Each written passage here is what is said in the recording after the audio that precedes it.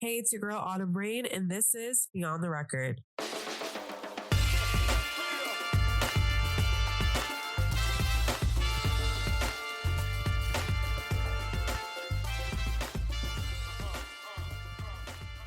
Hey everyone, so in this week for music and culture, I'm going to start with the Grammy nominations. So as a caveat, I will be doing a full video on the Grammy nominations, my predictions, who I think should be winning, who I think was snubbed, all this type of different stuff. So I want to let you guys know as soon as that video is out, I will let you guys be aware of that, and so you can look at that. So for the sake of time, I did want to call out two big things that happened during the Grammy nominations. So first is a shout out to Doechii. She is the only woman to be nominated in the Best Rap Album category this year for her debut EP, Alligator Bites Never Heal. If you have not listened to this project, I swear, please listen to this project. It is so good. She is so talented. She's definitely the next one up. I know there's a lot of discourse on X, formerly Twitter, about how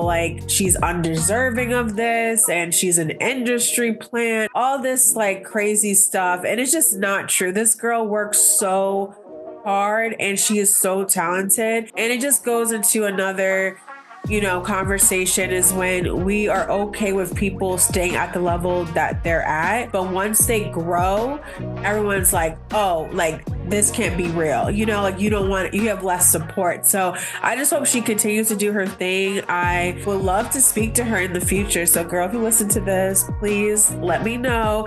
But yeah, I think it's an amazing album. Her lyricism, her performance, oh my God, it's just an amazing album. So please listen to that.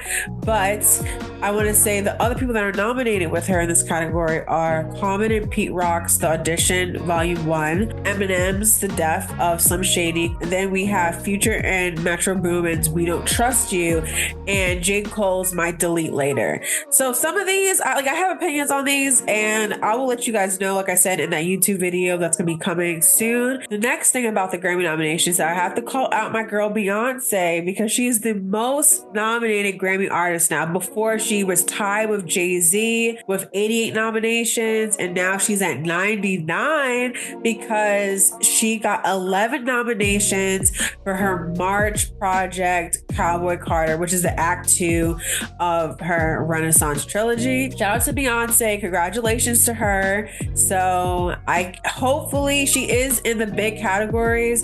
So hopefully it does come into play that she'll be able to win, because as we know, she's been nominated for Record of the Year, Song of the Year, Album of the Year, all these, but she's never won it. So hopefully she will win this year. Hopefully this is her year to win those big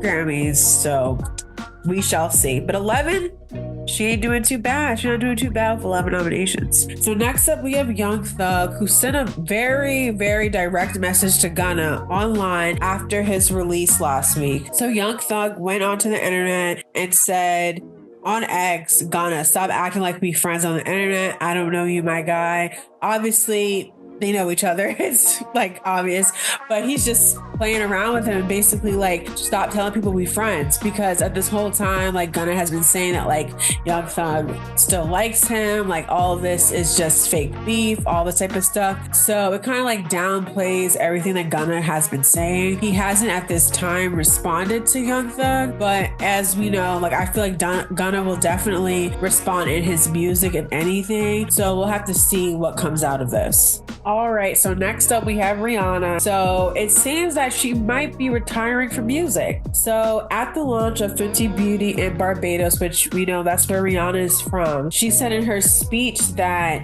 she might be just moving on. So verbatim from her speech, she says, I would say music was the thing that got the attention, but God had other plans for me, and I was able to create in ways that were very sincere and genuine, or organic and authentic to the things that I love.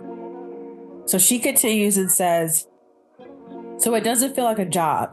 But when you bring it home, I cannot express to you guys that what this day means to me, to be able to celebrate with the people that deserve it the most, the community that has always propelled me to the next place and given me the strength and the grace. And you guys have always inspired me. So like I said, this is when Fenty Beauty has launched in Barbados officially, the home country in which Rihanna is from. And, you know, fans have been dying to hear that she'll be dropping another album. But from this, does it seem like if it is going to come soon, we don't know how soon it will actually be. So her last album was Anti in 2016, and then she released 2 songs for Black Panther 2, the sequel, which also got a Grammy nod, and it got a Oscar nod for her song. So it's not like everyone's waiting for her to, you know, drop an album, but I think she looks really happy doing the beauty stuff, the skin stuff. I'm personally a fan. I love her products. So if we get the album, we get the album. If we don't, we just don't. And she has a really beautiful discography that we can still listen to this day.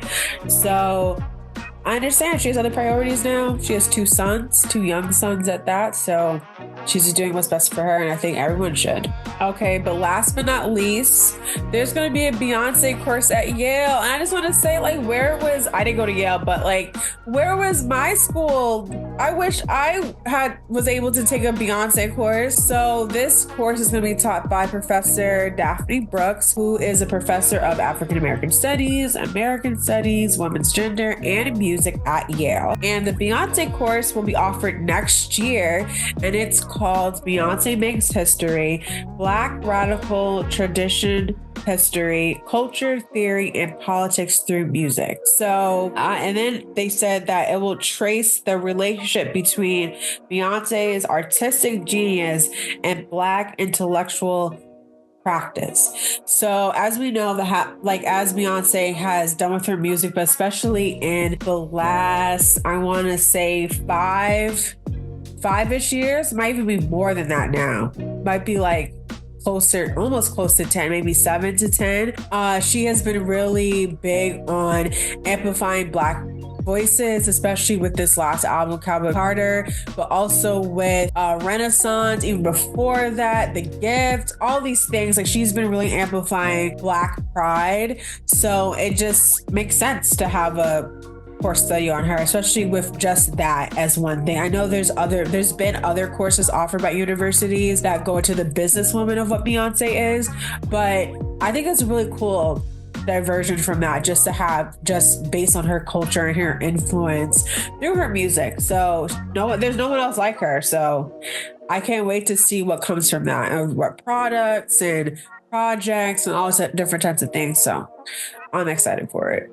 So now we're gonna get to the song of the week and my interview with rising New York R&B singer Azana. So I want you guys to get to know her more as well. But first, with the song of the week, I chose Little Things from Ella Mai's surprise EP that she dropped last week called 3, which is, I guess, like based on her birthday is November 3rd, which is also my little brother's birthday. And her boyfriend, Jason Tatum, NBA superstar, his birthday is March 3rd. So they have that 3 in common. I'm mentioning him because this EP is for the lover girls. If you are a girl who is my man, this EP is for you. There's just 3 songs, but my favorite one was Little Things. And I just think it's just kind of like, it reminds me of a Catered to You, but in her way.